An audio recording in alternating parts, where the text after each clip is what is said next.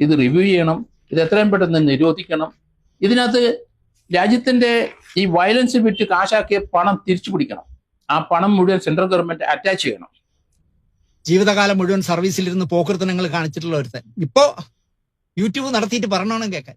സുകുമാരക്കുറുപ്പ് ദേഹത്ത് എണ്ണ ഇട്ടിരുന്നോണ്ട് മാത്രം എനിക്ക് പിടിക്കാൻ പറ്റില്ല. ബാക്കി ഞാൻ പിടിച്ച കംപ്ലീറ്റ് കേസ് ഞാൻ പിടിച്ചിട്ടുണ്ട്. എല്ലാവർക്കും നമസ്കാരം. നമ്മുടെ മാർക്കോ ഇറങ്ങിയതിനു ശേഷം കുറച്ച് റിവ്യൂസ് ഒക്കെ ഉണ്ടായിരുന്നു. എയറിലൊക്കെ പറന്ന് നടക്കുവാണ്. മാർക്കോയ്ക്ക് വന്നിട്ട് നെഗറ്റീവ് പറഞ്ഞിട്ട് ആൾക്കാരുടെ അടുത്ത് പഞ്ഞിക്കിട്ട് ബണ്ണും കടിച്ചു പോയേണ്ട അവസ്ഥയിലാണ് വന്നിട്ടുള്ളത്. എല്ലാം കഴിഞ്ഞ് തീർന്നപ്പോൾ നമ്മുടെ പ്രൈം വിറ്റ്നസ് ആയിട്ടുള്ള George sir, SP George sir കുറച്ചധികം കാര്യങ്ങൾ മാർക്കോയുമായിട്ട് റിലേറ്റ് ചെയ്തിട്ട് പറയുന്നുണ്ടായിരുന്നു. എനിക്ക് അത്യാവശ്യം ബഹുമാനം കാര്യങ്ങളൊക്കെ ഉള്ള ഒരു വ്യക്തിയാണ്. അത്യാവശ്യം നല്ല പ്രായമുണ്ട്. അതുകൊണ്ട് തന്നെ സംസാരിക്കുന്ന കാര്യങ്ങളിലൊക്കെ എന്തെങ്കിലും തെളിച്ചമുണ്ടാകും എന്നാണ് ഞാൻ വിചാരിച്ചിരുന്നത്. ഈ ഒരു വീഡിയോയോടുകൂടി അതങ്ങ് മാറിക്കിട്ടി, അങ്ങ് മാറിക്കിട്ടി. ഇപ്പോഴുള്ള അവസ്ഥയെന്ന് വെച്ച് കഴിഞ്ഞാൽ നമ്മുടെ ശാന്തിവിള ദിനേശ് അണ്ണൻ പറഞ്ഞതുപോലത്തെ അവസ്ഥയിലാണ് SP സാർ ഇരിക്കുന്നത്. എന്തായാലും SP സാർ ഇത്രയൊക്കെ മെനക്കെട്ട് മാർക്കോയെ കുറിച്ചിട്ട് കുറച്ചധികം ബ്ലണ്ടർ വിളിച്ച് പറയുന്നുണ്ട്. നമുക്ക് എന്തെങ്കിലും കേട്ടോക്കാം. മാർക്കോ സിനിമ കഴിഞ്ഞ ദിവസം റിലീസായി. അതിക്രൂരമായ വയലൻസ് നിറഞ്ഞ ഒരു സിനിമ. അതെ, മാർക്കോ റിലീസായി. അതിക്രൂരമായ വയലൻസ് നിറഞ്ഞിട്ടുള്ള ഒരു സിനിമ തന്നെയാണ്. അത് ഇറങ്ങും മുന്നേ തന്നെ അവരുടെ ആ സിനിമ അണിയറ പ്രവർത്തകരെല്ലാവരും കൂടി പറഞ്ഞിട്ടുണ്ടായിരുന്നു, ഇത് ഒന്നൊന്നര വയലൻസ് പടമാണ്, വേറെ ലെവലാണ്. പക്ഷെ ഇന്ന് അത് പറഞ്ഞ് പാൻ ഇന്ത്യൻ ലെവലിലാണ് സാധനം പോയി നിൽക്കുന്നത്. ഏത് ഭാഷയിൽ പോയാലും ജനങ്ങൾ അംഗീകരിക്കുന്നു, അക്സെപ്റ്റ് ചെയ്യുന്നു, കൊണ്ടാടുന്നു. അത്രയ്ക്ക് മാർക്കോ കത്തിക്കയറി. എന്തായാലും മാർക്കോ കത്തി കയറിയതല്ലേ, ഇനി കുറച്ച് നെഗറ്റീവ് പറയാം. നല്ലത് പറഞ്ഞു കഴിഞ്ഞാൽ ആൾക്കാർ ശ്രദ്ധിക്കത്തില്ലല്ലോ. അതുകൊണ്ട് മാർക്കോയെ കുറിച്ചിട്ട് കുറച്ച് നെഗറ്റീവ് പറയാന്ന് പറഞ്ഞാണ് നമ്മുടെ SP സാർ ഒന്ന് ഇറങ്ങിയിട്ടുള്ളത്. സാർ എന്തായാലും പറഞ്ഞാട്ടെ. എങ്ങനെയാണ് ഈ സിനിമയ്ക്ക് സർട്ടിഫിക്കറ്റ് ലഭിച്ചതെന്നാണ് സംശയം. സാർ ഇത്രയും കാലമൊക്കെ സർവീസിൽ ഇരുന്നിട്ട് ഇത്ര നോളജേ ഉള്ളൂ. അതിന് എന്തുകൊണ്ടാണ് സർട്ടിഫിക്കറ്റ് കൊടുത്തതെന്ന് ചോദിച്ചു കഴിഞ്ഞാൽ ഇത്രയും വയലൻസ് ഉള്ള മൂവി ആയതുകൊണ്ടാണ് അതിന് സർട്ടിഫിക്കറ്റ് കൊടുത്തത്. ഇത്രയും കാലം സർവീസിലൊക്കെ ഇരുന്നിട്ട് സാറിന് അത് അങ്ങോട്ട് കത്തുന്നില്ല എന്ന് തോന്നുന്നു. സാധാരണ വയലൻസോ അല്ലെങ്കിൽ മറ്റേ പരിപാടിയൊക്കെ ഉള്ളത് കൂടുതലാണെങ്കിൽ മാത്രമേ സർട്ടിഫിക്കറ്റ് കൊടുക്കാറുള്ളൂ. വയലൻസ് ഉള്ളതുകൊണ്ടാണ് സർട്ടിഫിക്കറ്റ് കൊടുത്തത്, അല്ലെങ്കിൽ കൊടുക്കത്തില്ല. എന്താണ് സാറിന് കാര്യങ്ങൾ അങ്ങോട്ട് തികയുന്നില്ലെന്ന് തോന്നുന്നു. ബാക്കി ഇന്ത്യയിലെ നിരോധിക്കേണ്ട സിനിമയാണിത്. ലോകത്തൊരിടത്തും ഈ സിനിമ കാണിക്കാൻ പാടില്ല. കാരണം ഇതിനകത്ത് കാണിക്കുന്നത് ഭയാനകമായ വയലൻസ് രംഗങ്ങളാണ്. സർട്ടിഫിക്കറ്റ് കൊടുത്തിട്ടുണ്ടെങ്കിലും 18 വയസ്സിന് താഴെയുള്ള കുട്ടികൾക്ക് കാണാൻ പാടില്ലെങ്കിലും തിയേറ്റർ മുതൽ കുട്ടികളാണ്.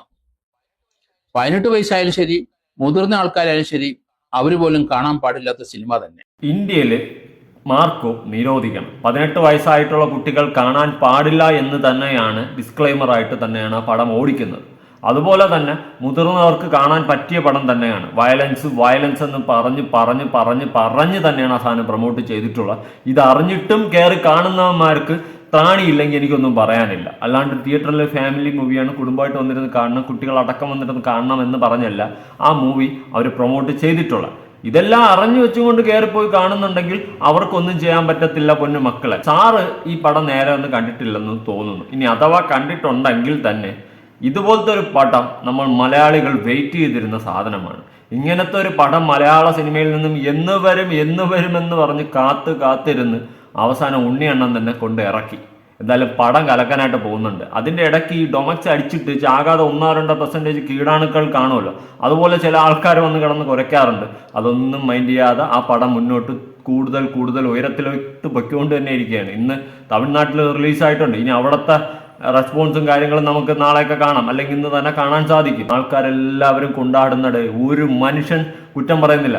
ഇതുപോലെ നിങ്ങളെപ്പോലുള്ള കുറച്ച് ആൾക്കാർ വന്നിരുന്നിട്ട് ഇതുപോലെ അങ്ങും ഇങ്ങും തൊടാതെ എന്തെങ്കിലും കുറ്റം പറയുന്നല്ലാണ്ട് മലയാളികൾ വളരെ സന്തോഷത്തിലാണ്. നമ്മുടെ അഭിമാന നിമിഷം തന്നെയാണ് മാർക്കോ എന്ന് പറയുന്ന പടം. അതിൽ ഒരു എതിർപ്പുമില്ല. നിങ്ങളെപ്പോലുള്ളവർ വന്നിരുന്ന് ഇങ്ങനെ പറയുകയാണ്. അതുകൊണ്ട് തന്നെയാണ് ഈ നാട് ഇങ്ങനെ കിടക്കുന്നത്. ഈ നാടിന് ഒരു അംഗീകാരം കിട്ടാതെ കിടക്കുന്നത് ഇതുകൊണ്ടൊക്കെ തന്നെയാണ്. കില്ല് അനിമൽ എന്ന പടമൊക്കെ അവിടേക്ക് ഇറങ്ങിയപ്പോൾ ആൾക്കാരെല്ലാവരും കൊണ്ടാടി. നമ്മൾ മലയാളികൾ അടക്കം കില്ല് പടത്തിനെയൊക്കെ കൈയടിച്ച് സംസാരിച്ചു. അതുപോലത്തെ ഒരു പടം എന്ന് ഇവിടെ മലയാളത്തിൽ ഇറങ്ങുമെന്ന വെയിറ്റിംഗിലായിരുന്നു. അതിനേക്കാൾ വെല്ലുന്ന പടം തന്നെ നമ്മുടെ മലയാളികൾ ഇറക്കി. അതാണ് മോനെ പവർ. അത് കണ്ട് സന്തോഷിച്ച് കൈയടിക്കാണ്ട് അതിനെയൊക്കെ വന്നിരുന്ന് കുറ്റം പറഞ്ഞ് ഇങ്ങൊക്കെ ആയിട്ട് ഇരുന്നങ്ങ് പറയുകയാണ്. ഇതൊരിക്കലും ആരും നിജത്തിലായിട്ട് വയലൻസ് ആയിട്ട് ഇറക്കിയതല്ല, എല്ലാം ആക്ടിങ് ആണ്. അത് മനസ്സിലാക്കാനുള്ളൊരു ബോധം നമുക്ക് സ്വയമേ ഉണ്ടാവണം. ഇല്ലെങ്കിൽ എനിക്കൊന്നും പറയാനും ഇല്ല. ബാക്കി ക്രൂരമായ മനുഷ്യത്വരഹിതമായ വയലൻസ് കാണിക്കുന്ന സിനിമ. ഇതിന്റെ പ്രത്യേക കഥാതന്തുക്കളൊന്നുമില്ല. ഈ വയലൻസ് കാണിച്ച് പണം ഉണ്ടാക്കാൻ ശ്രമിക്കുന്നെന്ന് മാത്രമേ പറയാനൊക്കൂ. വയലൻസ് കാണിച്ച് പണം, എൻ്റെ പൊന്നു സാറേ, ഉള്ള വില കളയരുത്. ഞാൻ ഉള്ള കാര്യം പറയാം. ക്രൂരമായ വയലൻസ് തന്നെയാണ് ആ പടത്തിൽ. അത് തന്നെയാണ് അതിൻ്റെ ഹൈലൈറ്റും. അല്ലാണ്ട് പ്രത്യേകിച്ച് സ്റ്റോറിയൊന്നുമില്ല. ഉണ്ണി മുകുന്ദനും അതിലുള്ള വില്ലന്മാരുടെയും ലുക്കും അതിലെ വയലൻസും തന്നെയാണ് ആ പടം. അതാണ് ആ പടം. അത് മനസ്സിലാക്കുക സാറേ. സാർ ഈ പടം കണ്ടിട്ടുണ്ടോ എന്ന് എനിക്കൊരു ഡൗട്ട് ഇല്ലാതില്ല. നമ്മളെ ഏറ്റവും ക്രൂരമായി മതിക്കുന്ന ചില രംഗങ്ങളുണ്ട്. സ്വർണ്ണ വ്യാപാരമുണ്ട്, ഡ്രഗ്സ് ഉണ്ട് ഇതിൻ്റെ ഇടയ്ക്ക്. ഓ, അത് സാറ് കണ്ടുപിടിച്ച് കളഞ്ഞല്ലോ, സ്വർണ്ണ വ്യാപാരവും ഡ്രഗ്സും. എന്തായാലും നന്നായി. ഇത് രണ്ടും, ഈ സ്വർണ്ണ വ്യാപാരവും ഡ്രഗ്സും മലയാള സിനിമയിൽ ആദ്യമായിട്ടാണ് ഇറങ്ങുന്നത്. അത് മറക്കോലാണ് കേട്ടോ. ആരും കണ്ടിട്ടില്ലല്ലോ ഇതിനു മുമ്പ് സ്വർണ്ണ വ്യാപാരവും ഡ്രഗ്സും കാര്യങ്ങളൊന്നും. വേറെ ഒരു പടത്തിലും നിങ്ങൾ ആരും കണ്ടിട്ടില്ലല്ലോ. എൻ്റെ പൊന്നടാവേ ഉള്ള എല്ലാ പടങ്ങളിലും ഉണ്ട് ഈ സ്വർണ്ണ വ്യാപാരവും ഡ്രഗ്സ് എന്തെങ്കിലും റിലേറ്റ് ചെയ്തിട്ടുള്ളതുണ്ട്. ആദ്യമായിട്ട് കാണുന്ന പോലെയാണ് നമ്മുടെ സാറ് പറയുന്നത്. സാറ് കൊള്ളാലോ സാറേ. ഇന്ത്യൻ സിനിമയിൽ എങ്ങനെയാണ് എ സർട്ടിഫിക്കറ്റ് ഇവർക്ക് കിട്ടിയെന്നാണ് ഞാൻ അത്ഭുതപ്പെടുന്നത്. സെൻസർ ബോർഡ് എ സർട്ടിഫിക്കറ്റ് കൊടുത്തു. സെൻസർ ബോർഡിലെ ഏത് അംഗങ്ങളാണ് ഈ സിനിമ കണ്ടത്? അവർക്ക് ഇന്ത്യയുടെ ഭരണഘടന അറിയത്തില്ല, ഇന്ത്യയുടെ പുതിയ BNS നിയമങ്ങൾ അറിഞ്ഞുകൂടാ, അല്ലെങ്കിൽ IPC CRPC എവിഡൻസ് ആക്ട് അറിഞ്ഞുകൂടാ. ആരാണ് ഈ കോൺസ്റ്റിറ്റ്യൂഷന്റെ ഭാഗമായി കോൺസ്റ്റിറ്റ്യൂഷൻ വയലേഷൻ കാണിക്കുന്ന ഈ രംഗങ്ങൾ ചിത്രീകരിക്കുക, അത് കണ്ട് സർട്ടിഫിക്കറ്റ് കൊടുത്ത ആരാണ്? അവരെ പ്രോസിക്യൂട്ട് ചെയ്യേണ്ടിയിരിക്കുന്നു. സെൻസർ ബോർഡ് തീർച്ചയായിട്ടും ഇത് റിവ്യൂ ചെയ്യണം. ഇത് എത്രയും പെട്ടെന്ന് നിരോധിക്കണം. ഇതിനകത്ത് രാജ്യത്തിന്റെ ഈ വയലൻസ് വിറ്റ് കാശാക്കിയ പണം തിരിച്ചു പിടിക്കണം. ആ പണം മുഴുവൻ സെൻട്രൽ ഗവൺമെന്റ് അറ്റാച്ച് ചെയ്യണം. സാർ എന്തുവായി ഇരുന്ന് പറയുന്നത് സാറേ? ആ പൈസ എല്ലാം തിരിച്ചു പിടിക്കണമെന്നോ? കൊള്ളാമല്ലോ. കോമഡി തന്നെ. ഗവൺമെന്റിന് വേണ്ടി പണിയെടുക്കുന്നതാ. മനസ്സിലായി, തോന്നി. ഗവൺമെന്റിന് വേണ്ടി കട്ടയ്ക്കൊന്ന് പണിയെടുക്കുകയാണ്. ഇനി ഈ പൈസ എല്ലാം കൂടി തിരിച്ചു പിടിക്കണം. പിന്നെ നടക്കുന്ന കാര്യം ഉണ്ടെങ്കിൽ പറ സാറേ. ചുമ്മാ സാറ് പറയാണ്ട്. സാറ് പഴയ പടങ്ങളൊന്നും കണ്ടിട്ടില്ലല്ലോ. നിങ്ങളുടെയൊക്കെ കാലത്ത് നസീറിൻ്റെയും ജയൻ്റെയൊക്കെ പടങ്ങളൊന്നും കണ്ടിട്ടില്ലല്ലോ. അതിൽ കാണിച്ചു കൂട്ടിയിട്ടുള്ള കൂത്താട്ടങ്ങളെക്കാളും നല്ലതാ ഇതൊക്കെ. അതൊന്ന് കണ്ട് മനസ്സിലാക്ക് സാറേ. സാറൊക്കെ കണ്ടിരുന്ന് ഞാനൊന്നും പറയുന്നില്ല, പറഞ്ഞാൽ കൂടിപ്പോവും സാറേ. സാറേ എന്തുവാ സാറേ ഇതിനകത്ത് ഭരണഘടനയുടെ ആർട്ടിക്കിൾ 21 വയലേഷൻ കൃത്യമാണ്.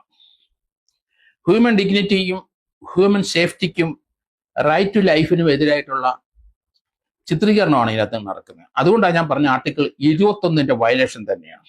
ആർട്ടിക്കിൾ 17 വയലേഷൻ ഇതിനകത്തുണ്ട്. കുടുംബ ഭദ്രതയ്ക്ക്, ഇന്ത്യയുടെ കുടുംബ ഭദ്രതയ്ക്ക്, നമ്മുടെ ഇന്ത്യയിൽ ജീവിക്കുന്ന സ്ത്രീ പുരുഷന്മാരുടെ അവർക്കെതിരായിട്ടും അവരുടെ പ്രൈവസിക്ക് എതിരായിട്ടും നമ്മുടെ പാരമ്പര്യത്തിനെതിരായിട്ടാണ് ആർട്ടിക്കിൾ 17 വയലേഷൻ ഞാൻ പറയും. സാർ എന്തായാലും ഈ വീഡിയോ ചെയ്യാനായിട്ട് ഒരുപാട് പണി എടുത്തിട്ടുണ്ട്. അതെനിക്ക് ഈ നോട്ട് ഇടയ്ക്കിടയ്ക്ക് കാണുമ്പോൾ തന്നെ മനസ്സിലാവും. ഇടയ്ക്കിടയ്ക്ക് ഇങ്ങനെ നോക്കുന്നുണ്ട്. എഴുതി വെച്ച് നല്ലപോലെ എഴുതി പണിയെടുത്ത് തന്നെയാണ് വീഡിയോ ചെയ്തത്.